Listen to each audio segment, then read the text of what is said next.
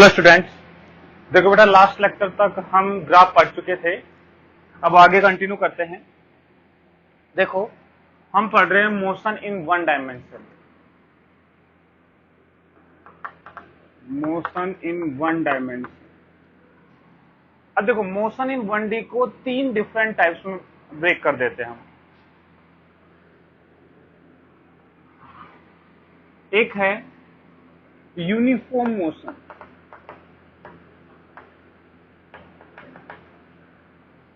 एक है uniformly accelerated motion,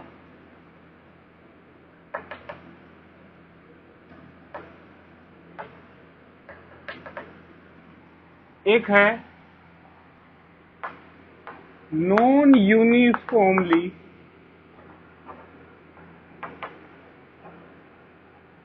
accelerated motion. देखो इन तीनों को समझते हैं क्या है। यूनिफॉर्म मोशन, वो मोशन जो यूनिफॉर्म हो। इस केस में हम वो वाला केस कंसीडर करेंगे जिसमें एक्सेलरेशन जीरो हो। एक्सेलरेशन क्या हो? जीरो। मतलब पार्टिकल यूनिफॉर्म वेलोसिटी से मूव कर रहा हो। यदि 2 मीटर पर सेकंड किसी एक डायरेक्शन में, तो उसी डायरेक्शन में 2 मीटर पर सेकंड रहे। ना उसके मैग्नीट्यूड में चेंज हो, ना उसकी डायरेक्शन में चेंज हो। ऐसा मोशन यूनिफॉर्म मोशन कहलाएगा। ठीक है। एक्सेलरेशन क्या होना चाहिए? जीरो। मतलब वेलोसिटी क्या होनी चाहिए? कांस्टेंट। वेलोसिटी इसमें क्या होनी चाहिए? कांस्टेंट। ये यूनिफॉर्म मोशन। ये मोशन बेटा हम 9th और 10th क्लास में अच्छे से पढ़ते हैं मेरे ख्याल से। ठीक है। वहां तुमने देखो कुछ फॉर्मूले देखे होंगे, मैं रिवाइज करवा देता हूं। जैसे डिस्टेंस ट्रेवल पूछा हो तो हम कहते हैं distance travel will be equal to velocity into time, या फिर वेलोसिटी पूछे तो डिस्टेंस अपॉन टाइम, या टाइम पूछे तो डिस्टेंस अपॉन वेलोसिटी। ये फॉर्मूले पढ़ते हैं बेटा हम। हाँ, और जानते हैं अच्छे से। जैसे मैं कहूँ एक पार्टिकल 2 मीटर पर सेकंड से 5 सेकंड तक चलता है, बताओ कितना चलेगा? हम कहेंगे 2 × 5। ये यूनिफॉर्म मोशन वाला केस है जिसमें एक्सेलरेशन है ही नहीं, हम बात ही नहीं की एक्सेलरेशन की। कांस्टेंट वेलोसिटी से लगातार मूव करे वो मोशन यूनिफॉर्म मोशन है। मतलब ये मोशन तो हम पढ़ चुके हैं। एक है बेटा यूनिफॉर्मली एक्सेलरेटेड मोशन। यहां देखो यूनिफॉर्मली एक्सेलरेटेड, मतलब इस बार पार्टिकल एक्सेलरेटेड है, लेकिन वो भी कैसा? यूनिफॉर्म। यूनिफॉर्मली एक्सेलरेटेड है वो। मतलब इसमें एक्सेलरेशन जो है वो कांस्टेंट होता है,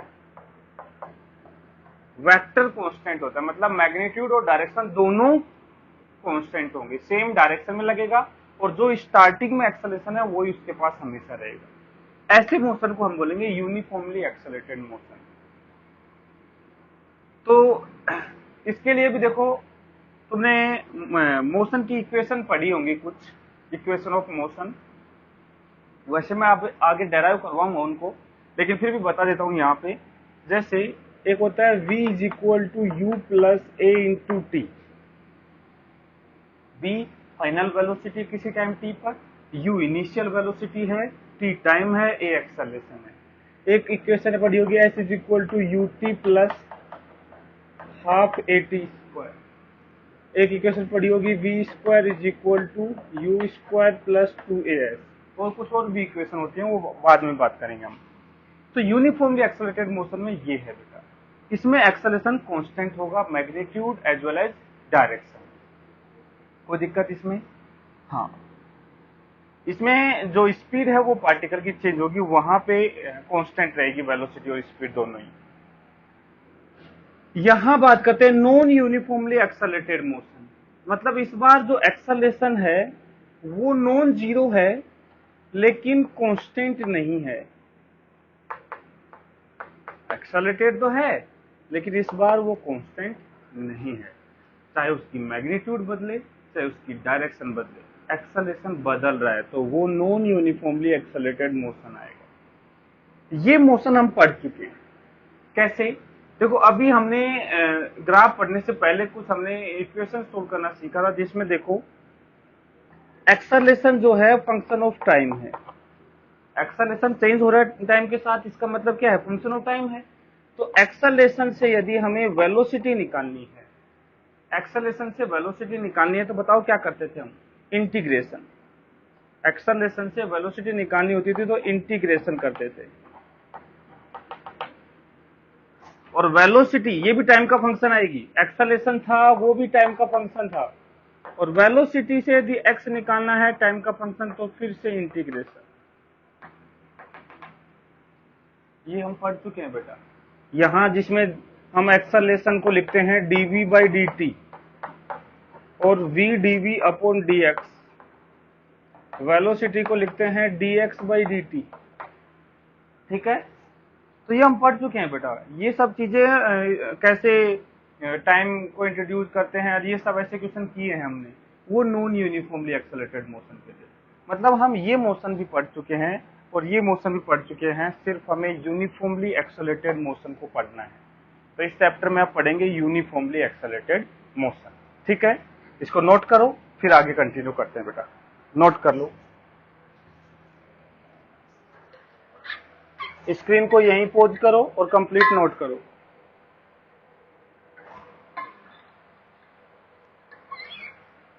लिख लिया होगा बेटा।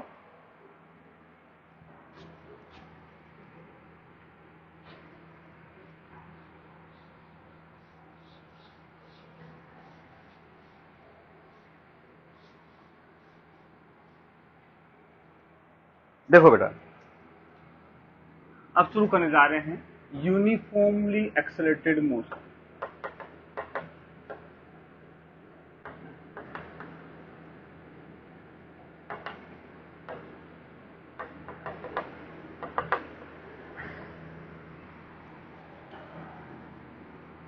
इसमें देखो एक्सेलरेशन जो है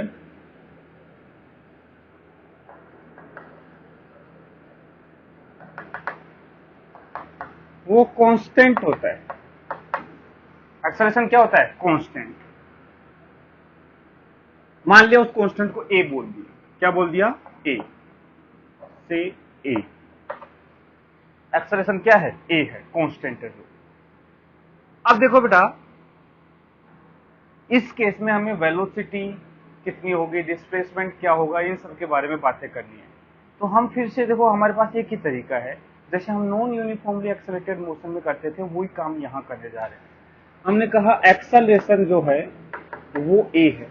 एक्सेलरेशन को बेटा मैं लिख सकता हूं dv upon dt, dv upon dt is equal to, acceleration dv by dt आ जाएगा a के इक्वल। v के टर्म एक तरफ कर लो और t के टर्म एक तरफ कर दो। dv is equal to a dt, dv is equal to a dt, दोनों तरफ क्या कर दो, इंटीग्रेशन। यहां टाइम पे लिमिट लगेगी 0 से किसी टाइम t तक, 0 से किसी टाइम t तक। यहां वेलोसिटी पे लिमिट लगेगी, इनिशियल वेलोसिटी को मैंने u बोल दिया और किसी टाइम t पर वेलोसिटी को मैंने v बोल दिया। तो ये बन जाएगा बेटा v minus u is equal to, यहां से आ जाएगा a इंटू टी, तो v इज इक्वल टू आ जाएगा u plus a into t. यहां जो v है वो है velocity at t equal to t, और u जो है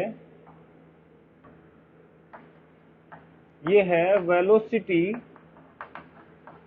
eight t equal to 0, initial velocity है ये u।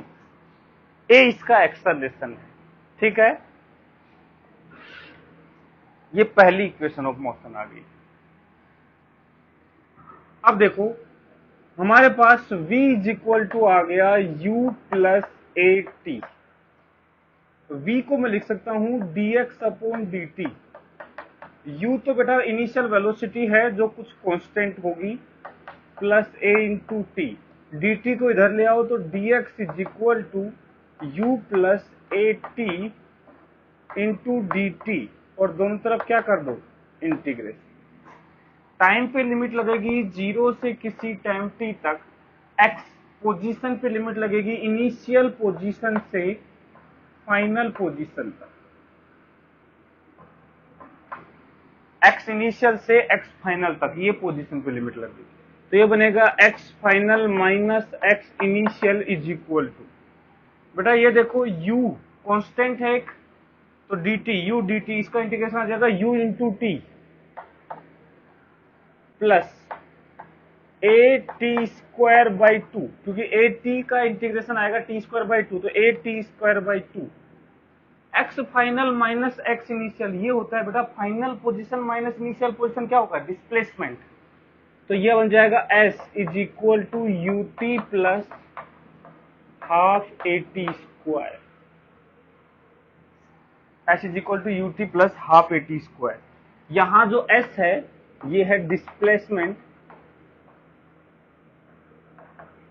Between t equal to 0 to t equal to t, 0 से t इक्वल टू t तक जो डिस्प्लेसमेंट है वो होगा ut plus half a t square, u initial velocity, a इसका acceleration, ये सेकेंड इक्वेशन आ गई।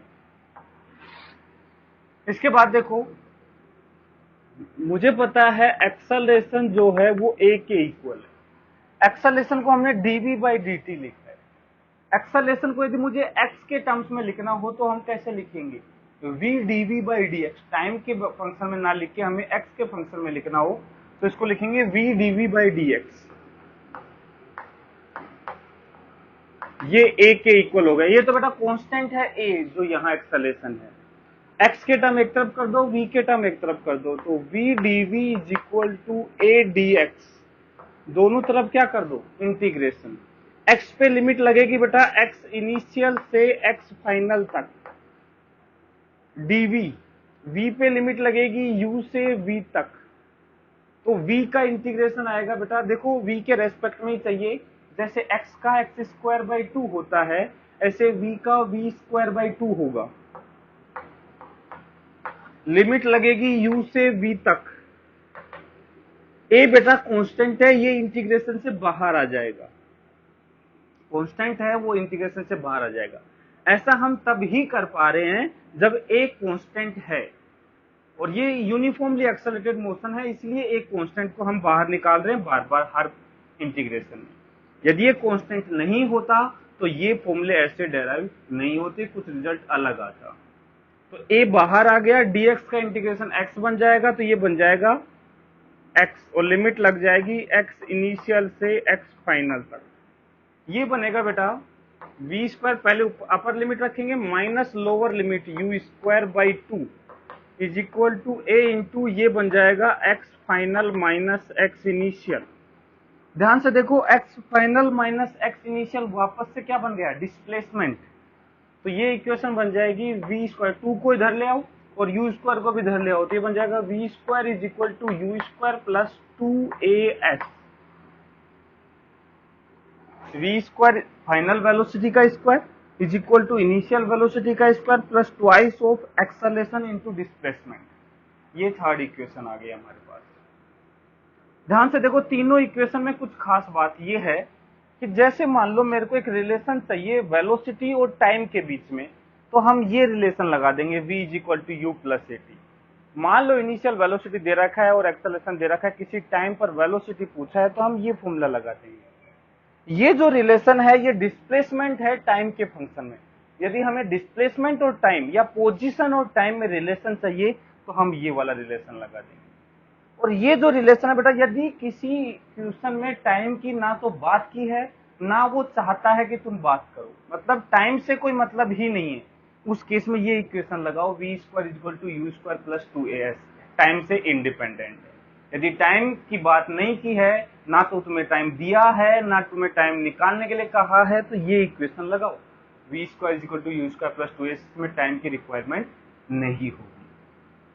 तो ये तीन इक्वेशन का डेरिवेशन है बेटा, ये 11th क्लास में एग्जाम जो होते हैं उनमें पूछा जा सकता है, अपने जो एनुअल एग्जाम होंगे इनको डेरिवेशन भी हमें आना चाहिए ये।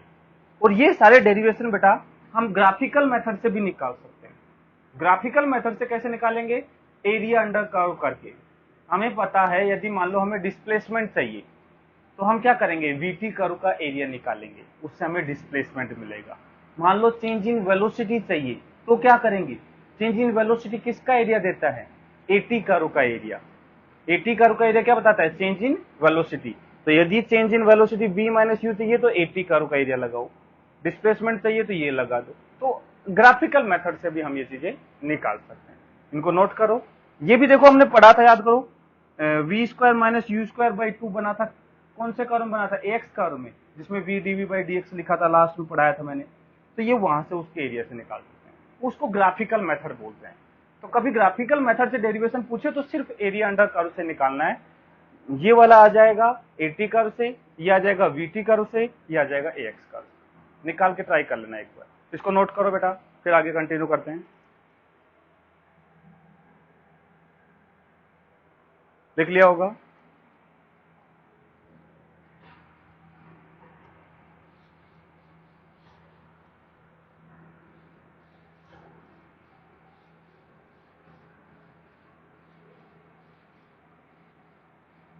हाँ बेटा, एक इक्वेशन होता है बेटा, डिस्प्लेसमेंट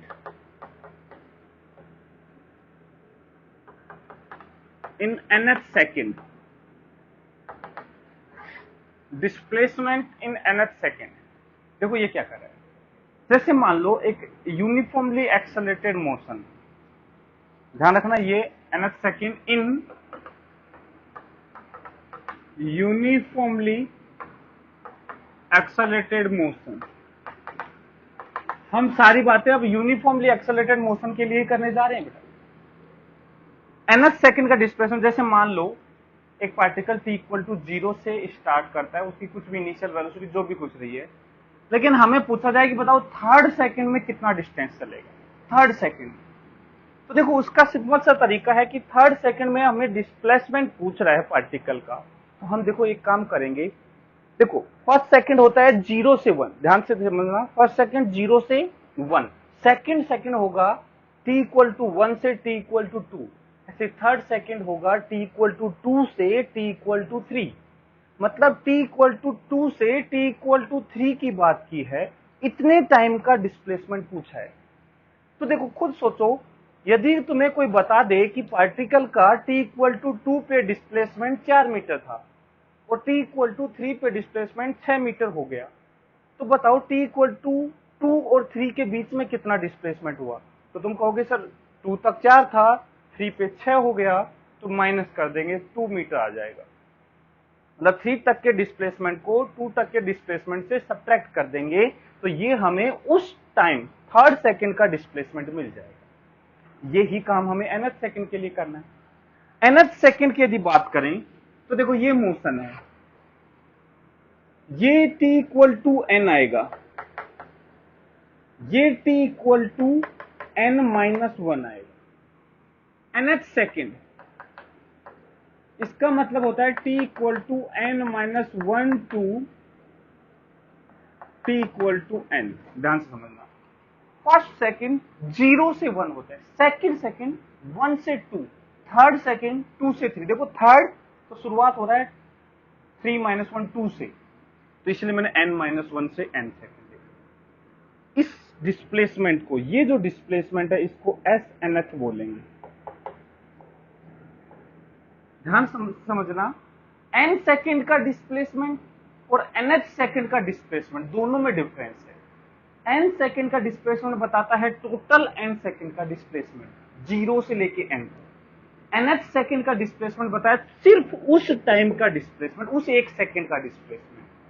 ठीक है, तो हम क्या करेंगे, ये मान लो कहीं t इक्वल टू 0 है, तो ये जो टोटल डिस्टेंस है ये तो आएगा Sn, n सेकंड का डिस्प्लेसमेंट, और ये आएगा Sn minus 1, n minus 1 second का डिस्प्लेसमेंट। मुझे ये निकालना है तो मैं टोटल में से इसको क्या कर दूंगा, माइनस कर दूंगा, आंसर आ जाएगा।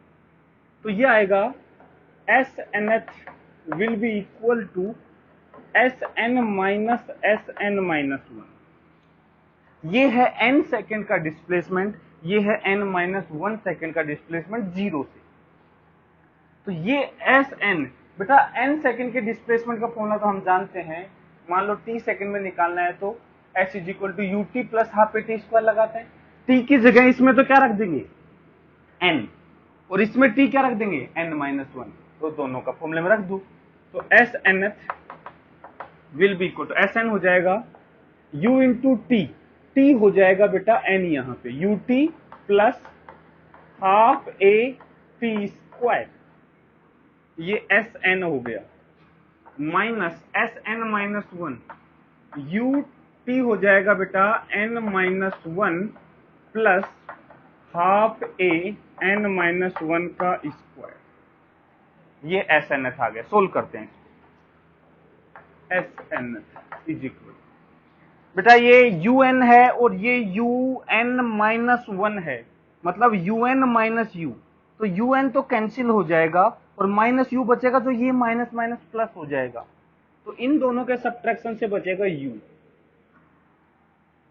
प्लस हाफ ए और बचेगा एन स्क्वायर माइनस यहां से आएगा एन माइनस वन का स्क्वायर, ये बचेगा बेटा। तो देखो ये बन जाएगा एस एन एथ is equal to u plus a by two n square minus ये बनेगा n square minus minus plus two n minus one, ये कैंसिल हो जाएंगे, ये टू एन माइनस वन बचेगा। तो हमारे पास एस एन एथ ये आ जाएगा u प्लस यू इनिशियल हो गया a by two two n minus one,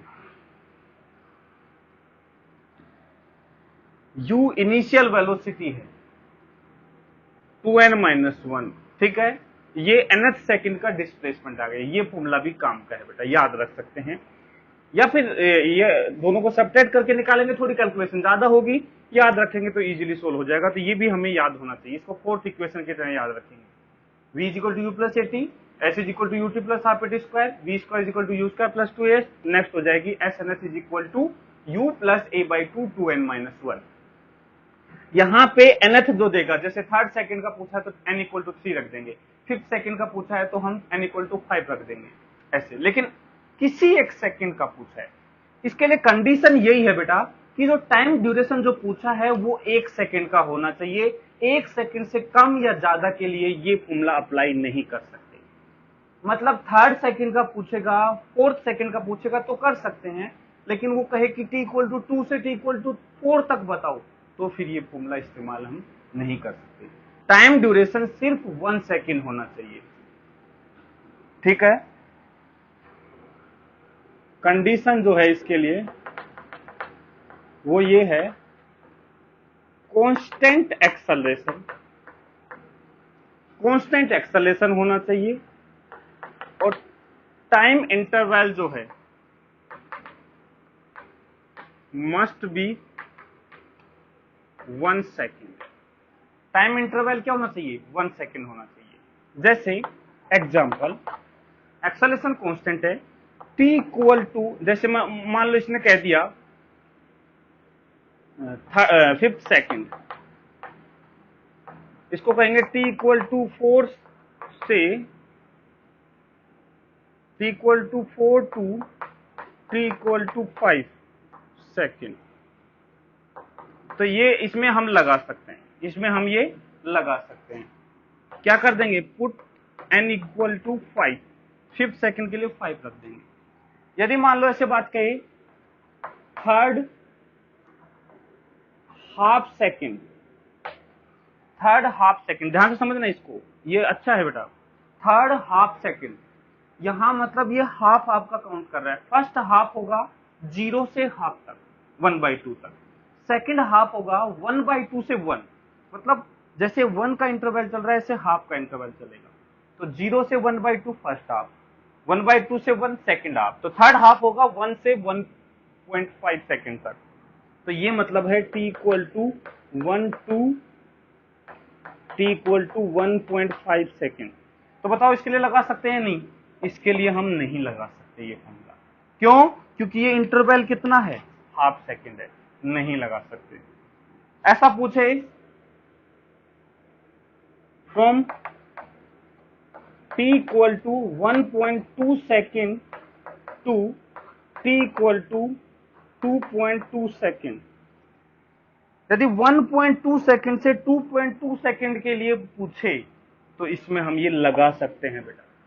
दोनों कंडीशन फुलफिल हो रही हैं। एक्सेलरेशन कांस्टेंट मैंने बताया है, टाइम इंटरवल 1 सेकंड होना चाहिए। इसने ये कहीं भी हमने यूज नहीं किया इस वाले में इक्वेशन में कि एन इंटीजर होना चाहिए, हमने कहीं यूज नहीं किया है। एन इंटीजर भी हो सकता है और डेसिमल में भी हो सकता है, मुझे कोई मतलब ही नहीं है। बस ये जो इंटरवल है ये 1 सेकंड का होना चाहिए। तो बताओ इसमें एन की वैल्यू क्या रखेंगे? एन इज इक्वल टू ये रखेंगे बेटा 2.2 रखेंगे, एन की वैल्यू रख देंगे 2.2 और आंसर आएगा 1.2 से 2.2 तक का डिस्प्लेसमेंट। तो फॉर्मूले की कंडीशन अच्छे से समझना बेटा इसकी, ठीक है? कोई दिक्कत? नोट कर लो इसको, फिर आगे कंटिन्यू करते हैं। नोट करो बेटा इसको, लिख लिया होगा?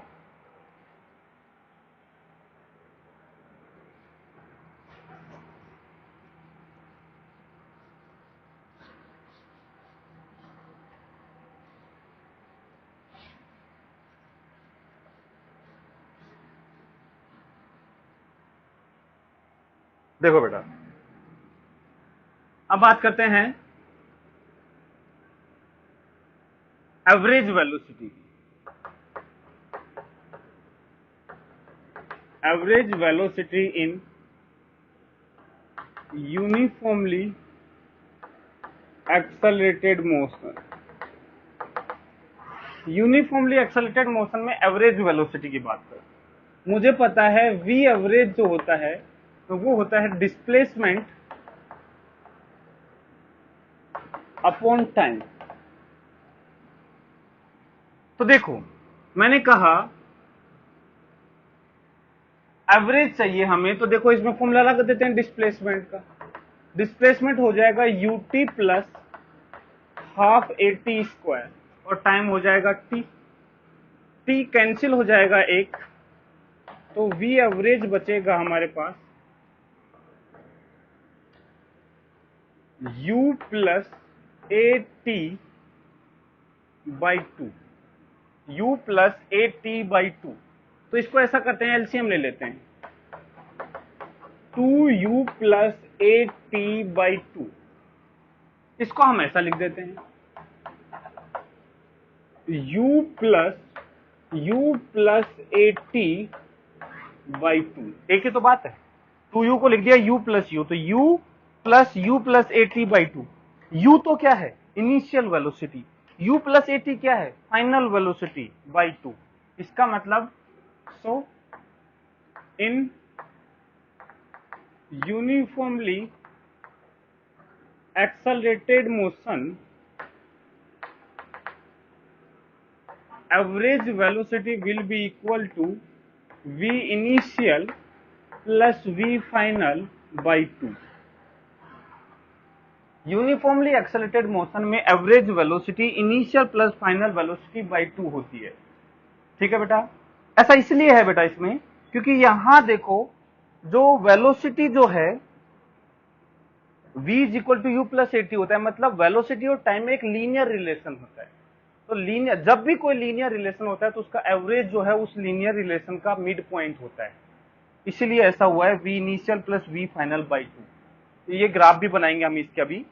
तो ये एवरेज वेलोसिटी होगी यूनिफॉर्मली एक्सेलरेटेड मोशन की, ये हो गया, ये हमें ध्यान रखना है। तो हमारे पास 5 फॉर्मूले आ चुके हैं basically, v is equal to u plus a t, h is equal to u t plus half a t square, और v square is equal to u square plus 2s, और s n s is equal to u plus a by two 2n minus 1, और average velocity will be in accelerated motion, uniformly accelerated motion will be equal to initial velocity plus final velocity by 2, मतलब उनका half हो जाएगी। कोई दिक्कत बेटा इसमें? इसको नोट करो, फिर आगे कंटिन्यू करते हैं बेटा। नोट करो बेटा इसको, लिख लिया होगा? मिटा देता हूं।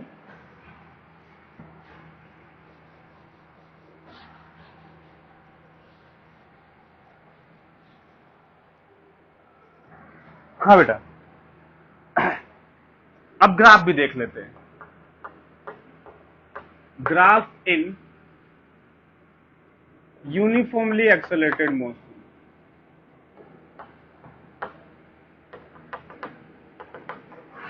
यूनिफॉर्मली एक्सेलरेटेड मोशन में ग्राफ कैसे होते हैं? पहला बनाते हैं हम एटी कर्व। एटी कर्व जो है बेटा, एक्सेलरेशन तो कांस्टेंट है ना, तो एटी कर्व बेटा सिंपल सी बात है, ऐसा बनेगा कांस्टेंट। ये लाइन पॉजिटिव भी हो सकती है और ये लाइन निगेटिव में भी हो सकती है, वो डिपेंड करता है एक्सेलरेशन कैसा है, पॉजिटिव है या निगेटिव। ये एटी कर्व बन गया। दूसरा है वीटी कर्व। अब देखो बेटा, मैंने कर्व बनाया था कि यदि एटी कर्व एक कांस्टेंट लाइन है तो वीटी कर्व जो है इसका एक स्ट्रेट लाइन होगी। ये यदि पॉजिटिव कांस्टेंट है तो वो पॉजिटिव स्लोप की होगी, ये यदि निगेटिव कांस्टेंट है तो वो निगेटिव स्लोप की होगी। तो पॉजिटिव स्लोप है, पॉजिटिव है तो पॉजिटिव स्लोप की एक स्ट्रेट लाइन होगी जिसकी इनिशियल वेलोसिटी u है, तो कुछ ऐसी लाइन बन जाएगी। अब ऐसी बन सकती है, यहां से बना देते हैं। ये बेटा, ये जीरो इनिशियल होगी तो यहां से बनेगी, निगेटिव इनिशियल होगी तो यहां से बनेगी, पॉजिटिव इनिशियल है तो यहां से बनेगी। ये इसकी इनिशियल वेलोसिटी है और किसी टाइम t पर ये इसकी v वेलोसिटी है, और v रिलेशन जो है वो आता है v is equal to u plus a t. देखो ये भी एक स्ट्रेट लाइन है, y is equal to m x plus c. इसका y इंटरसेप्ट u बन गया, स्लोप इसका a बन गया, इसका जो स्लोप आएगा that will be equal to a। ये हम ग्राफ में पहले से पढ़ चुके हैं और यहां इक्वेशन से भी देखो यही ग्राफ बनेगा। थर्ड जो है एक्सटी कर्व। तो देखो वीटी कर्व जो है वो एक स्ट्रेट लाइन है, तो इसका मतलब एक्सटी कर्व क्या बनेगा? पैराबोला। बोलो बनेगा या नहीं? और स्ट्रेट लाइन यदि पॉजिटिव स्लोप की है तो parabola opening upward, straight line negative slope की है तो पैराबोला ओपनिंग डाउनवर्ड। ये हम पढ़ चुके हैं, तो ये ग्राफ भी हम बना सकते हैं। तो कुछ ऐसा ग्राफ बनेगा एक्सटी कर्व। यदि ये ओरिजिन से स्टार्ट हो रहा है तो ग्राफ यहां से स्टार्ट हो जाएगा, यदि किसी और पॉइंट से स्टार्ट हो रहा है तो किसी और पॉइंट से स्टार्ट हो जाएगा। तो u है इनिशियल पॉजिटिव की, मतलब इनिशियल स्लोप पॉजिटिव होना चाहिए, और मैंने कहा सपोज यहां से ऐसे स्टार्ट हो रहा है, ऐसा कोई पैराबोला बनेगा। एक्चुअल में ये कर्व बेटा कुछ ऐसा आएगा, ऐसा, क्योंकि इनिशियल पॉजिटिव वेलोसिटी है तो यहां से स्टार्ट होगा, इसका जो बॉटम मोस्ट पॉइंट है वर्टेक्स है वो यहां रहेगा कहीं नीचे, और ऐसा। वो तो जो भी है, देखो हम ये कर्व बनाना मैंने अच्छे से सिखा चुका हूं, ये तो सिर्फ मैं बता रहा हूं एक बार कि ऐसे कर्व बनेंगे इसमें। बाकी हम किसी भी वीटी कर्व से एक्सटी कर्व बनाना हम सीख चुके हैं बेटा, और वो हमें आना भी चाहिए अब। ठीक है, ये ग्राफ हो गई। तो फाइनली ये हो गया यूनिफॉर्मली एक्सेलरेटेड मोशन के बारे में सारी बातें। इनके जो ये फॉर्मूले हैं क्वेश्चन में कैसे अप्लाई करते हैं वो हम आगे देखेंगे। तो थोड़ा इसको लिखो, एक चीज और बतानी है मेरे को इसमें, जल्दी से लिखो बेटा। देख लिया होगा?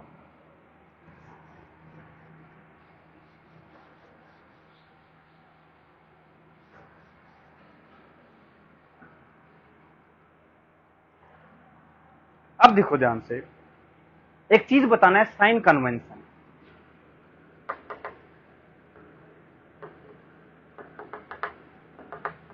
काफी जरूरी है साइन कन्वेंशन। अब देखो, वेलोसिटी और एक्सेलरेशन एक वेक्टर क्वांटिटी है। वेक्टर क्वांटिटी है, इसका मतलब ये पॉजिटिव निगेटिव दोनों हो सकती हैं। ऐसा हम कैसे कहेंगे कि ये पॉजिटिव है ये निगेटिव है? उसके लिए देखो क्या जरूरी है, एक साइन कन्वेंशन मानते हैं हम, मानेंगे खुद से। हर एक क्वेश्चन में अपना एक साइन कन्वेंशन मानना होता है, या तो वो देगा कि इस डायरेक्शन को हम पॉजिटिव कंसीडर करेंगे, अदरवाइज हमारी तरफ से हम क्वेश्चन में अज्यूम कर लेंगे कि इस डायरेक्शन को हम पॉजिटिव कंसीडर करेंगे। तो सिंपल सी बात है, मोशन इन वन डायमेंशन में एक डायरेक्शन को तुमने पॉजिटिव बोल दिया तो इसके just opposite direction negative consider की जाएगी। तो लेकिन एक क्वेश्चन में एक ही साइन कन्वेंशन मानना है, ऐसा नहीं करना कि एक बार तो इधर साइन कन्वेंशन पॉजिटिव ले लिया, एक बार इधर ले लिया, तो उसमें गड़बड़ होने के चांसेस बन जाते हैं। तो देखो मैंने कहा सपोज अज्यूम एक डायरेक्शन को पॉजिटिव बोल दिया कि ये जो है ये पॉजिटिव डायरेक्शन, तो इसके अपोजिट जो होगी ये निगेटिव डायरेक्शन होगी। इसके अपोजिट क्या होगी? निगेटिव। मतलब जो भी एक्सेलरेशन इस साइड में होगा वो पॉजिटिव कंसिडर किया जाएगा, जो इसके अपोजिट होगा वो निगेटिव कंसिडर किया जाएगा। जो वेलोसिटी इधर होगी वो पॉजिटिव, इसके अपोजिट वो निगेटिव। जो डिस्प्लेसमेंट इधर आएगा वो पॉजिटिव, जो उधर आएगा वो निगेटिव। तीनों एक्सेलरेशन, वेलोसिटी, डिस्प्लेसमेंट, तीनों के लिए साइन कन्वेंशन यही फॉलो करेंगे। ऐसा नहीं है एक्सेलरेशन के लिए कुछ और मान लिया, वेलोसिटी के लिए कुछ और मान लिया, नहीं, एक ही साइन कन्वेंशन हमें यूज करना है। अब देखो, जैसे बात करते हैं कि एक पार्टिकल है, ये केस 1 लेते हैं। एक पार्टिकल ये है, इसके पास वेलोसिटी इधर है, एक्सेलरेशन भी इधर है, तो देखो वेलोसिटी भी पॉजिटिव होगी और एक्सेलरेशन भी क्या होगा?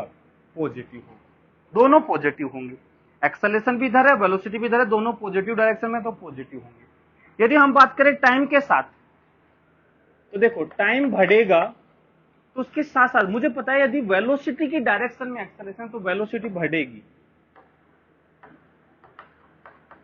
ध्यान रखना, वेलोसिटी बढ़ेगी या घटेगी वो डिसाइड करेगा एक्सेलरेशन।